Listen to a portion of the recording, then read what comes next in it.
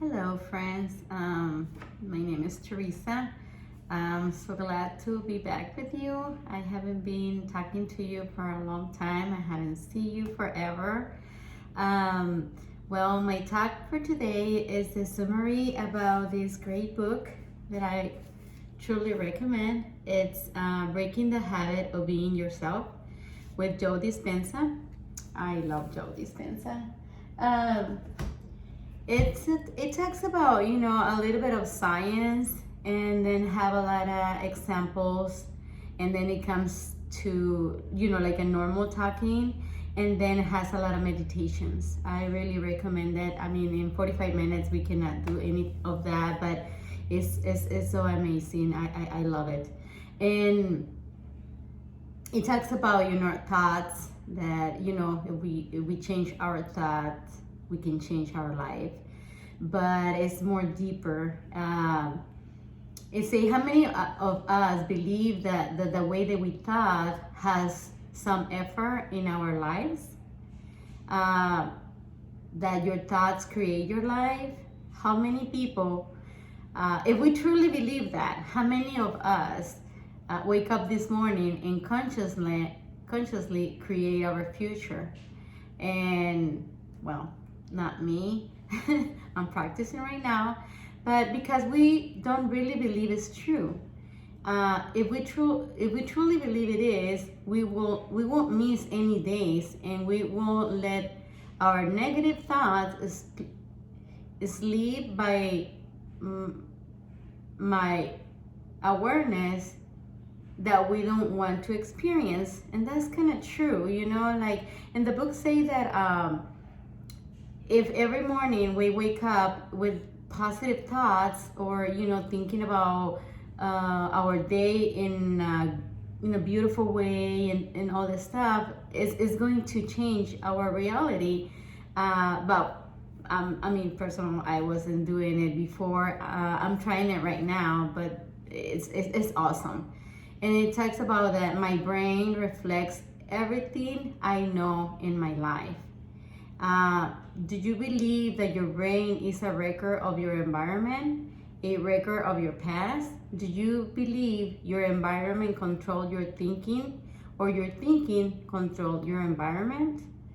If you do the same activities every day, you think as your environment, did your brain change at all?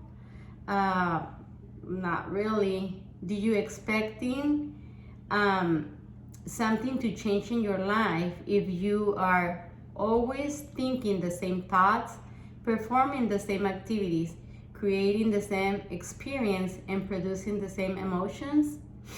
Thinking about that. Like every morning, I don't know you, but I always drive the same route, do the same activities in the morning, like I wake up, I take a shower, I get breakfast, and well, that was my past routine. But I always get the same highway, the same route. But so are we doing something different to change? Are we helping our brain? Not me, not at all at that time, but so that's why we create more of the same by doing the same things over and over. So when I understand this, I start like trying to change a little bit. Like, for example, just that simple, getting a different route. Most of you know that I live in Sparta. Most of my since I moved to Sparta, I always get 1465 and then come to Springfield for whatever job I have, but it's around here in town. And now I find another routes. I can go 125 to 60 and then go all the way until Sunshine, I believe. I think 125 go all the way to Sunshine, and then the other way is 125, then 60, then 65, or 60, and then so because this book it talks about that we have to help our brain to do different things, and that simple thing is really make a difference in my day. The true change is to think greater than your environment. And so, you know that I haven't read this sentence a lot, but now I kind of like get it, you know. So if I believe my whole life that this is bad or this is good, and I always say the same thing and believe the same thing, so that's my environment, right? But what about if I start thinking a little bit different? Like, you know what? I practice a lot with not judge. Because before, whatever they teach me when I was young, it was like a law for me. This is like this, and this is white, and this is black. And no, not anymore. You know, like I try to, okay, this is the way that I was thinking before, but what if, you know, it's something different? Or so I just, you know, try to little by little start like changing my way of thinking so I can become someone different. We need to have a vision. We don't see, and this vision sometimes we don't smell it, we don't taste it, but we believe that is something that is alive and is in my mind. It has to be so alive that when we begin to live as is that actually happening right now, whatever the vision is. For me, this vision that I'm holding right now is to be better with myself, to change a lot of my behaviors and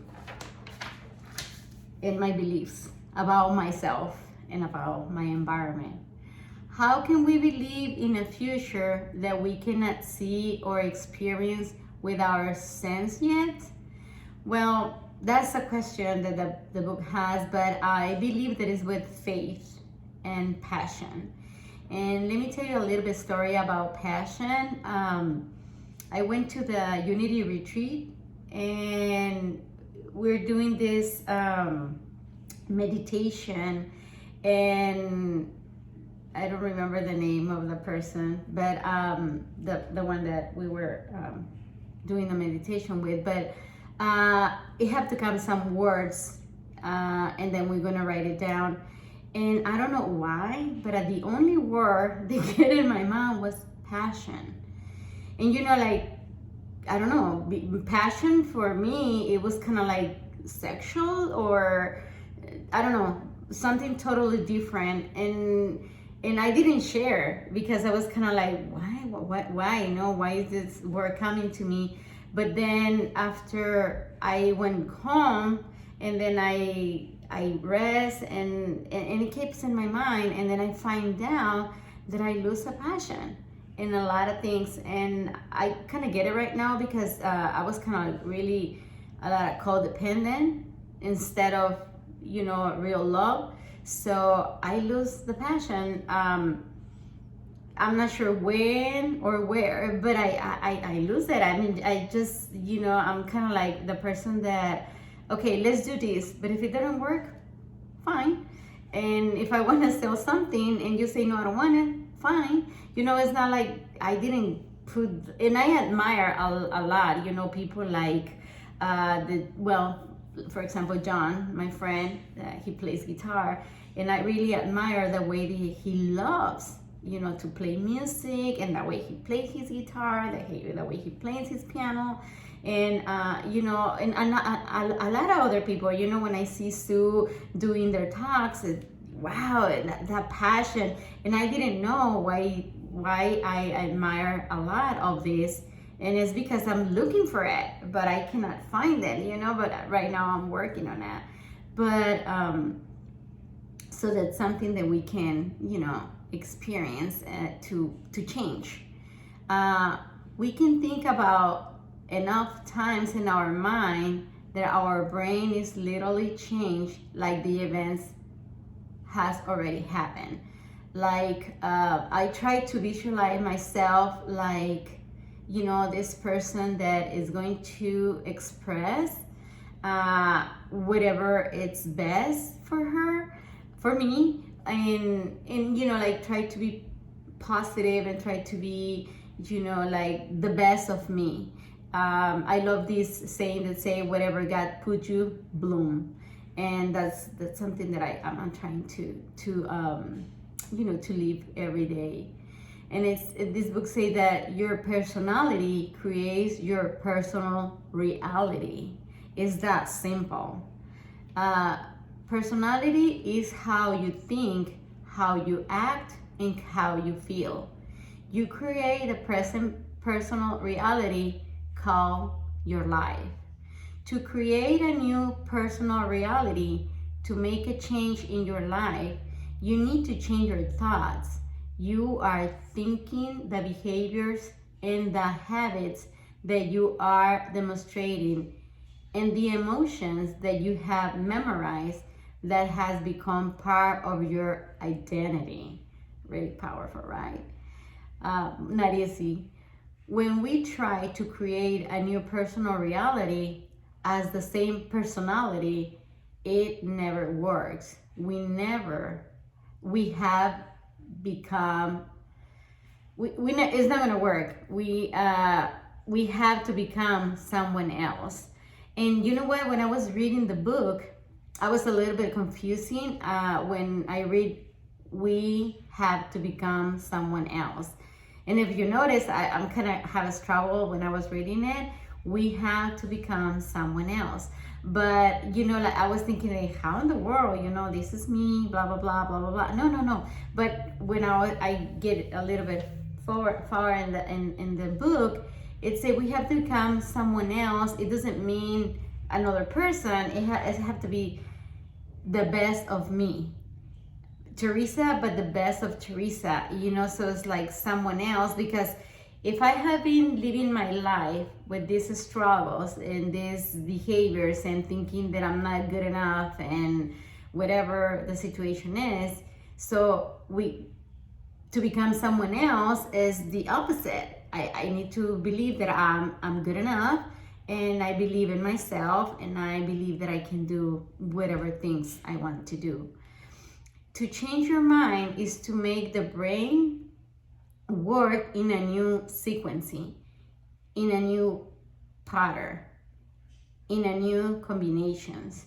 The ingredient that allows you to make your brain work differently is knowledge and information. Because every time you learn something new, you make a new connection in your brain. And in this book that I already showed to you, I would love to show out, a little bit, a lot of, but it has a lot of pictures, a lot of image. Well, there's not a lot, but yeah.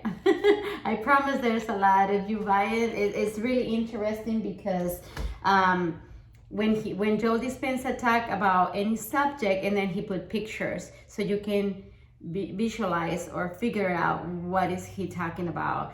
And one thing that amazed me in this book is that he said that 99.999999% of ourselves is energy, and 0.00001 it's matter.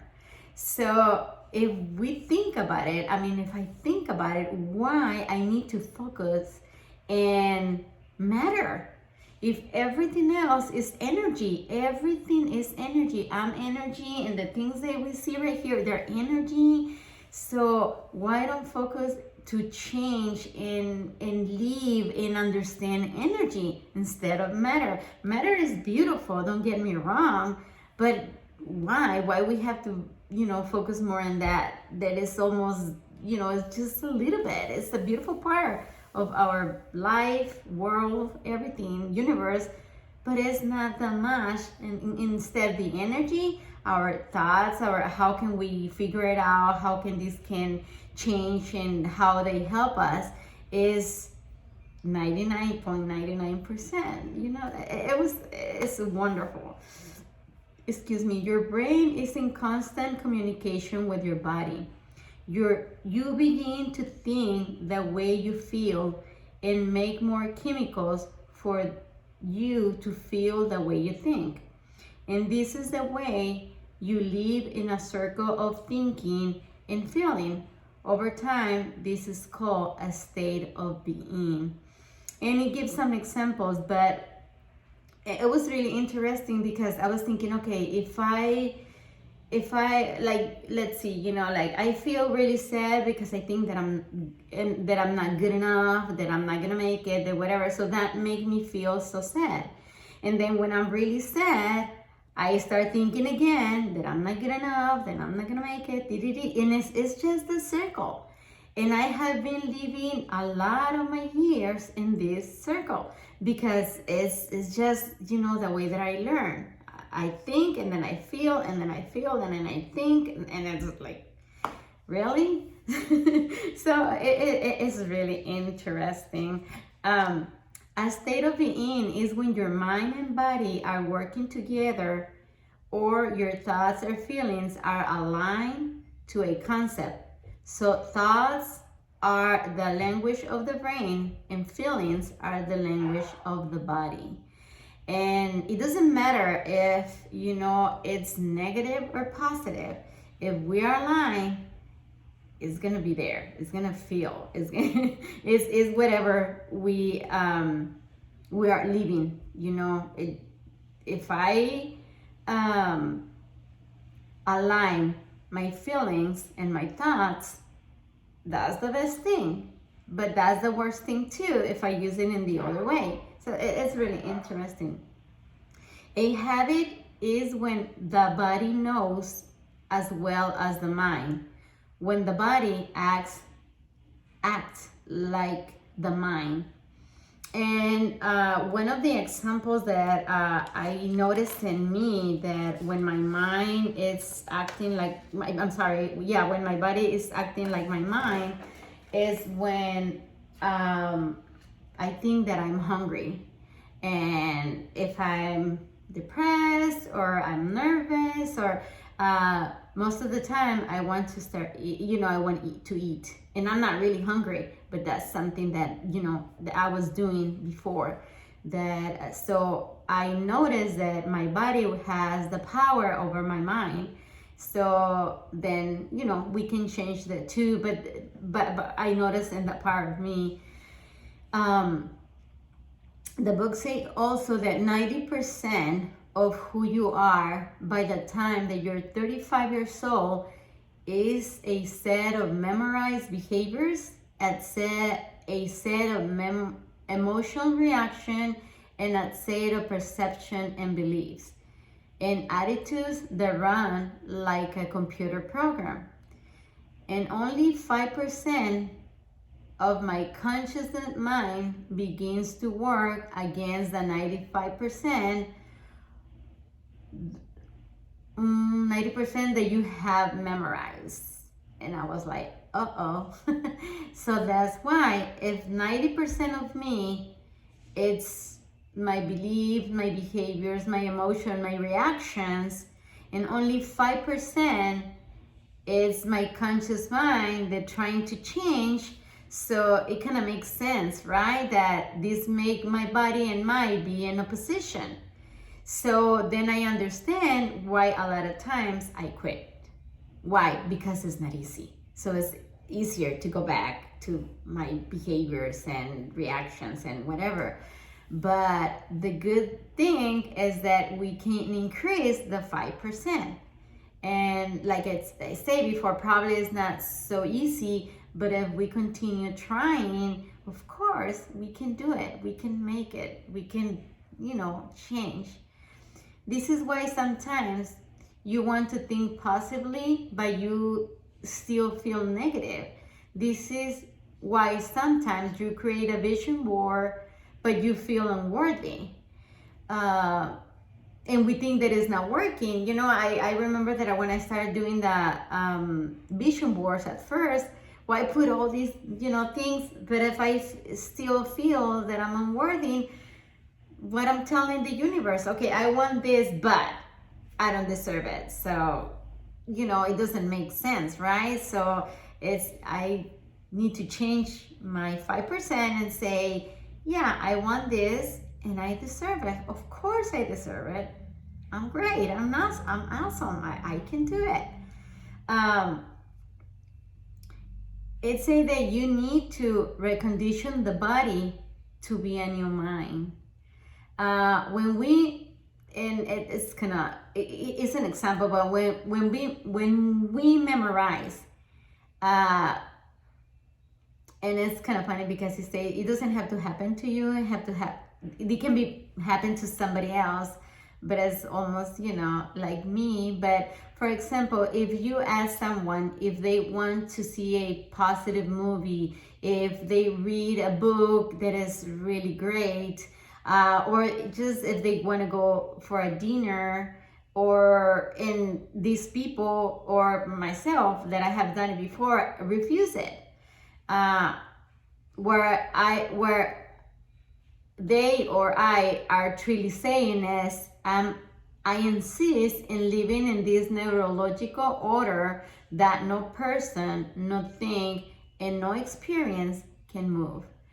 And you know what? I kind of like get it, because sometimes, I don't know if that happens to you right now, when, you know, like now that we're in Unity and we're learning, you know, a little bit more, and when you see some people that is really in, you know, in really sad or depressed or whatever, and then you try to, oh, look this, or let's go to, you know, Unity, or let's go to the School of Metaphysics, or let's go to walk or whatever, and this person is telling you no, and I don't want to, or whatever. And I remember that I was trying not to judge them, but I was thinking, well, if he doesn't want to be there, that's their business, you know. But truly is what Joe Dispenza say is that because they have this neurochemical order that they don't want to change, and probably it's not consciousness, but is what they learn, and or we learn, and we want to be there. And then I heard some of my friends saying that, oh, leave me alone, you know, let me be in like that. I have the right to be sad, and it's okay, you know. But in my point of view right now, I think that I really appreciate when someone hand me a book, or when somebody asks me if I want to walk or whatever, that helps me get out of that state now. But before, I was in the same situation. I want to suffer, you know, day and night and cry and be the victim. But now I think that I got it a little bit. I'm so happy for that. Joe Dispenza talked about the three brains, and this can help us to change, and if we decide to. And this the brain is that, well, I'm not gonna pronounce it correctly, but is that neocortex, that this is the thinking brain, the limbic, that is the emotional brain, and the cerebellum is the seat of the conscious mind, is the thing that help us doing things that are memorized, like driving or typing, or, you know, put your password in the ATM, so we can do things without thinking and feeling. So it's really well, if you get the book and then you start reading it, it is awesome, our brain. But I want to share you something that probably, you know, like you know, of course, I'm Hispanic. My first language is Spanish. But let me tell you what I found out when I was reading this book, that I read in English. You know, because I learned to read English, I learn English, but somehow my brain, so I can understand the concept, they change it to Spanish. And then when I try to share with you, I need to go back and with my own words put it in English. So probably, it's for, somebody else is not that much, but for me, it's excellent. I mean, it's great. I can't believe my brain can do that. You know what? And I know that when you learn a second language when you're little, I think that's kind of like automatic because I don't think you have to translate it from one to another. If you understand English, it's English, and you understand Spanish, it's only Spanish. But I noticed because when I'm reading and then my mom asks me a question, so I can like that turn around and tell her what I'm learning because my understanding is in Spanish. And another thing that is really amazing for me is that in this work that I have right now, I have to talk to people in Spanish, but everything that they say to me, I have to make notes in English because the people that are working in their cases, they do everything in English. And vice versa. If they talk to me about that person or whatever they want me to tell them, they talk to me in English, then I translate it to Spanish, then I talk to the people in Spanish. So it's wow for me. I mean, I don't know, it's I didn't think about this before. I was like, I have this problem all the time that I'm not good enough, whatever. But now I think that is great. I mean, I have to give, like a hug to me and start loving myself. And I say, well, that's great. And I wish everybody can do it. And I think everybody can do it. But, but before I was like, oh no, I'm not going to say it correct. Probably they're not going to understand me. And now, you know what? I give you my love in my talk. I give you everything. And it's up to you. From here to there, that's all my love. And the way that everybody receive it, that's their part. But you know what? That's really great. It's awesome in my point of view. And so it say that using all the three parts of the brain together can allow us to move into a new state of being. Isn't that a great news? I kind of love it. And then, okay, part of the end, it talks about the quantum field. The quantum field responds to who you are being. That's really interesting. Not what you feeling or your thoughts are, but the combination of your thoughts and feelings. This is your state of being. And I'm sorry, it's because my page went all the way, I don't know where. Okay, sorry. Most of us wait for crisis, trauma, disease, or loss to really want to change. We wait until the ego is in such a low level that we cannot do business as usual. This is when we begin to look at how we are thinking and what we believe, at how we are acting, our attitude and emotions. And I believe that I already talked to you about this, but I was that person. I wait until, I was thinking like in an automatic mode, that I didn't realize how bad I was living. And then I start like having some loose things. Like, I believe the first thing that I lost, it was a baby. I was pregnant for 5 months, and then my baby didn't make it, so it was really sad. It was so horrible for me. But after that baby was born, and I was so sad and depressed, then I started searching for help. And when I always read this, and so it's like, I saw my friends, and a lot of people, after a divorce, after somebody passed away, after like myself, the baby wasn't born or things like that, then we start looking for we searching for help. And this book is really interesting because say why wait, and then we can learn and change in a state of pain and suffering. Of course, that's the probably the majority of us, that's what we do, but which tends to be in a human model.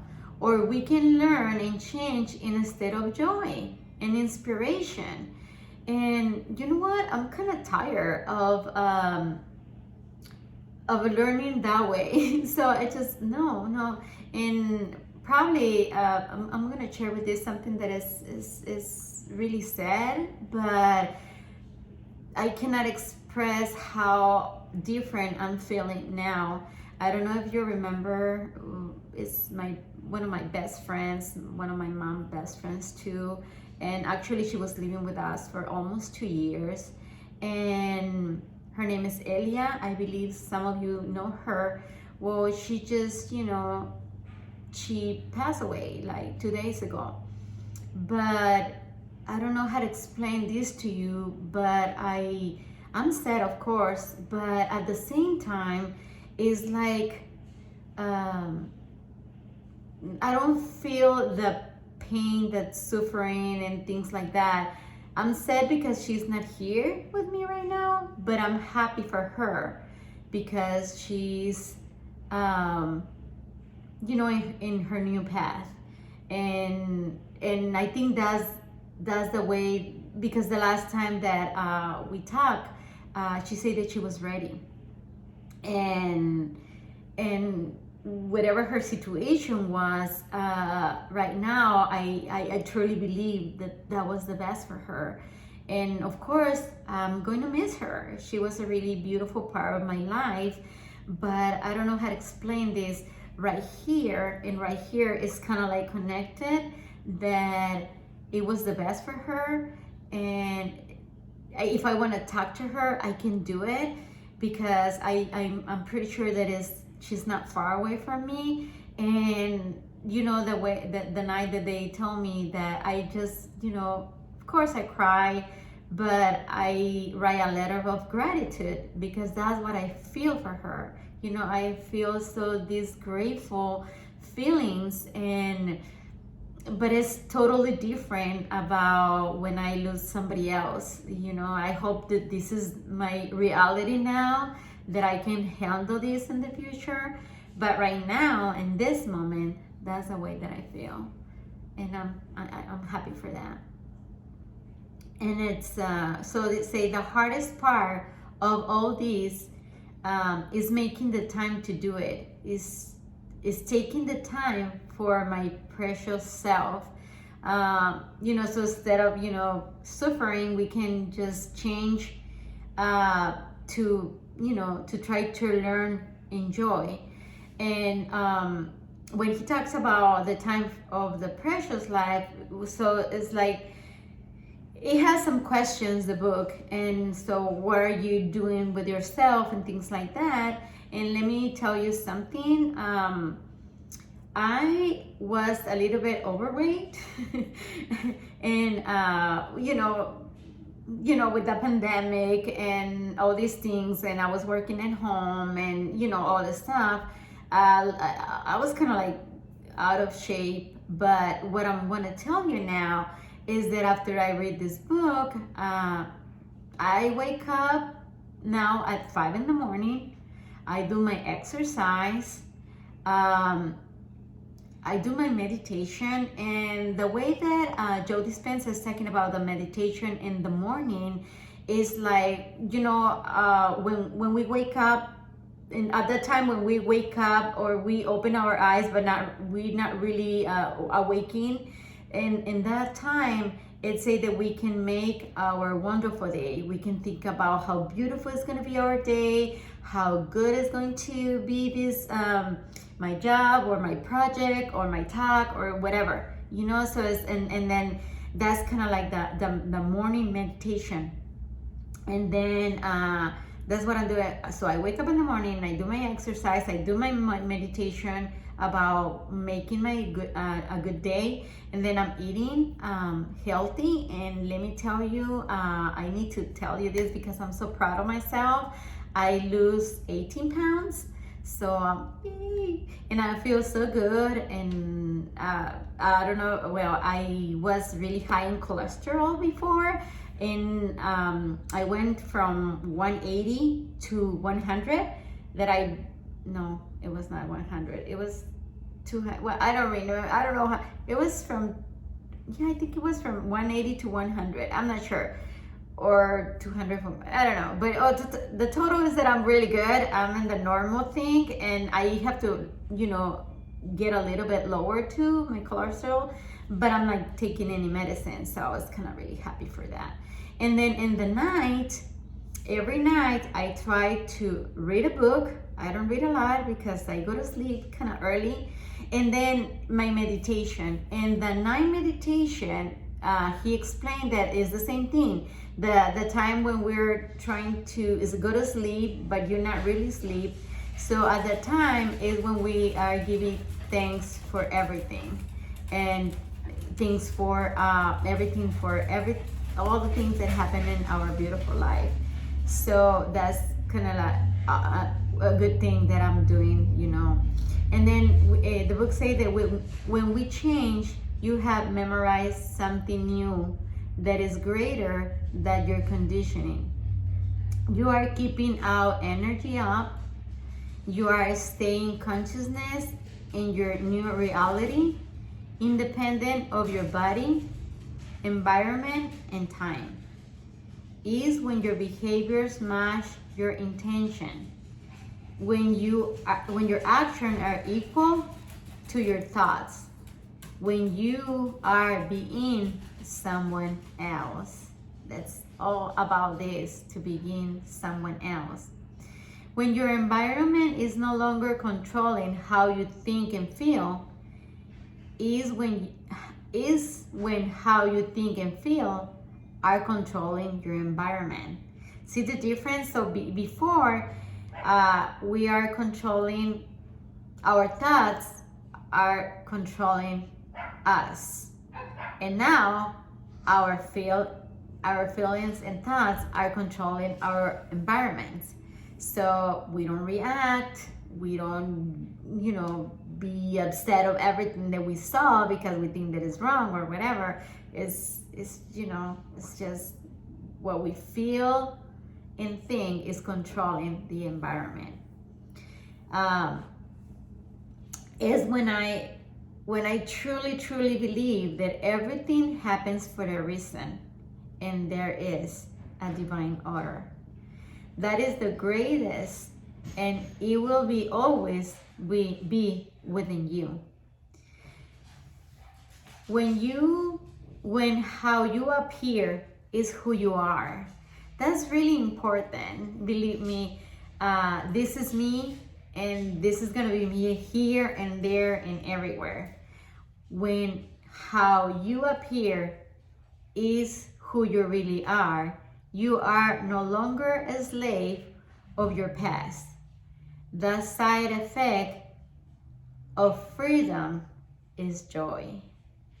Your mind and body are now working in harmony. You are now a new being. And thank you so much for your time, and namaste.